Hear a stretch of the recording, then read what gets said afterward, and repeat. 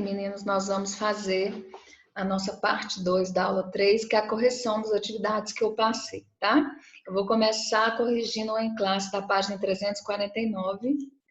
Nós vamos aqui compartilhar a tela, né? Eu vou colocar aqui para a gente compartilhar a tela. E eu quero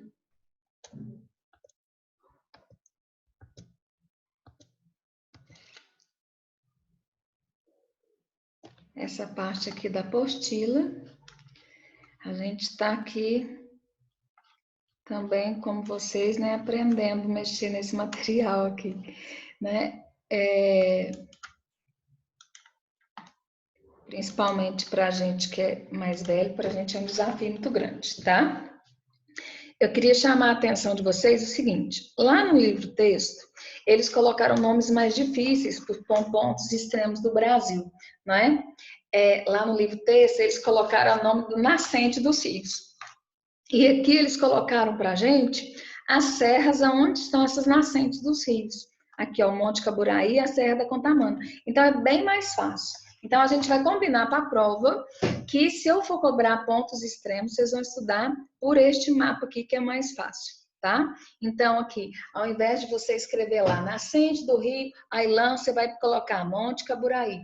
Em vez de colocar nascente do rio Moá, você vai colocar para mim Serra da Contamana, que é bem mais fácil, tá? Então, você pode escrever aqui para nós, igualzinho a gente escreve na sala de aula, importante, nesse pontinho aqui, tá? Nesse mapa, que você pode estudar por ele. Aí tá perguntando para nós aqui, né? 5 graus de latitude norte e 60 graus de longitude oeste. 5 graus de latitude norte só pode ser aqui em cima, no Monte Caburaí, né? Então, o número 1 vai estar aqui, ó, não é? Depois, 7 graus de latitude sul e 34 graus de longitude oeste, né? O número 2 vai estar aqui, ó, é a ponta de Seixas. Depois, 33 graus, então aqui embaixo, ó, Arroio Chuí. E o último, que é 2 graus de latitude, 7 graus de latitude sul, vai ser a Serra da Contamana. Então, perguntou aqui para nós o seguinte: quais aqui representam, né, o 2 e 3? O 2 é Ponta de Seixas e o 3 é o Arroio Chuí. Se você perdeu, eu vou responder de novo aqui. Você pode escrever aqui, igual a gente faz na sala de aula. O 1 é o Monte Caburaí, que é em cima, lá em cima no norte. O 2, Ponta de Seixas. O 3 é o Arroio Chuí. E o 4 é a Serra da Contamana, certinho? Aqui no número 2 está falando para nós. O Brasil destaca-se entre os maiores países aí do globo por apresentar uma grande extensão territorial no sentido leste-oeste e no sentido norte-sul. É comum que essa dimensão seja vista como uma vantagem, já que existem maiores possibilidades de ocorrência de jazidas minerais, depósitos de petróleo, capacidade hidrelétrica, presença de solos férteis, etc. No entanto, também pode apresentar alguns problemas. Quais seriam esses problemas, né? Aí aqui colocou para nós. Esses problemas seriam, por exemplo, dificuldade na construção e manutenção de vias de circulação, como estradas, encarecimento na distribuição de energia elétrica, dificuldade de promover a integração econômica entre as várias regiões do país. E eu gostaria que você acrescentasse aqui para mim grandes desigualdades regionais, porque como o país é muito grande do ponto de vista físico, logicamente também que ele apresenta desigualdades regionais. Por exemplo, se você compara um estado lá da região da Amazônia, como Roraima, por exemplo, com o estado de São Paulo, certinho? O item 3 vai mostrar assim, ó, verificando e considerando o Equador e Greenwich, é correto afirmar que a maioria das terras brasileiras estão aonde? No hemisfério norte e no hemisfério oeste, não é? Então, gente, eu falei norte, né? Hemisfério sul, aqui embaixo, ó.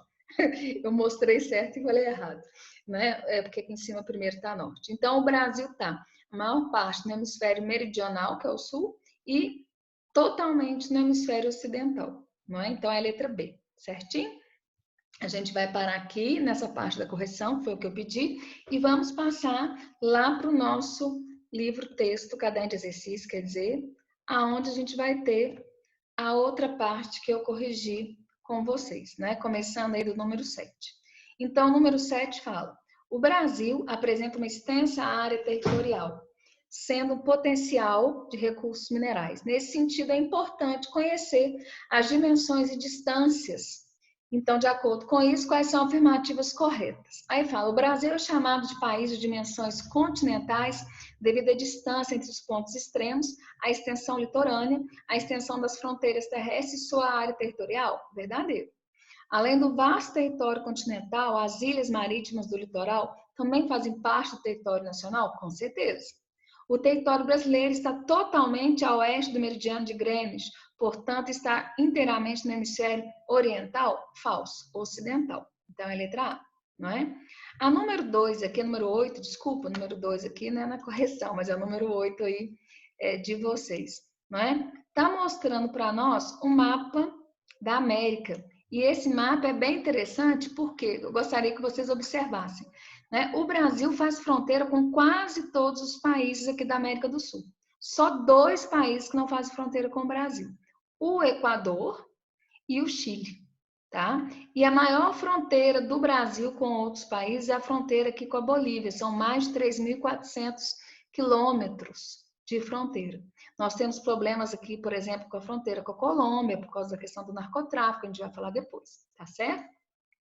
Aí pergunta: com base na observação do mapa, constata-se que o único país da América do Sul cortado pelo Equador e pelo Trópico de Capricórnio ao mesmo tempo é aí o Brasil, né? Nenhum outro país da América do Sul é cortado por essas 2 linhas imaginárias ao mesmo tempo, certinho? Aí depois, o número 9 fala assim, ó: com base no mapa mundi a seguir, em seus conhecimentos prévios, assinale a alternativa que corresponde de forma correta a todos os hemisférios que o Brasil tem maior ou menor parte, não é? Então, maior parte é no hemisfério meridional, menor parte no hemisfério setentrional e totalmente no hemisfério ocidental. Então, é a letra C.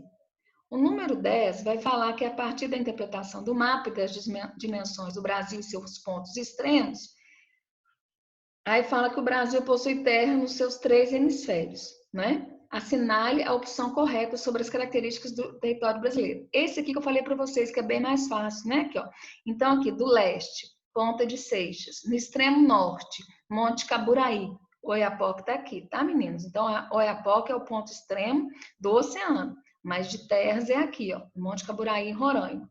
Aqui embaixo, o Arroio Chuí, e aqui no extremo oeste, aqui, né, no Acre, nós temos a Serra da Contamana.